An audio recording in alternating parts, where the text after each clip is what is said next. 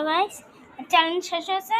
ওই তুই তোষকটা ছোট তোষক, যেটা চিপস, যেটা আমি খাইনি পুরো, তো করলো এটা সেফটির জন্য লাগানো হয়েছে। মশারি, বালিশ, আর এই কোল বালিশটা দেখাইনি আমি। এটা তো আমার, এটাও সেফটির জন্য ছিল।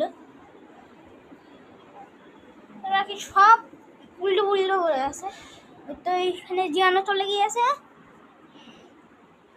কিন্তু বাইরের হালটা দেখো, ভিজে পুরো শেষ, ভিজে শেষ হয়েছে। আর ওইগুলা ওইখানে বসে বসে কুড়াকুড়ি করতেছে। क्या हाल चाल, सब बढ़िया है?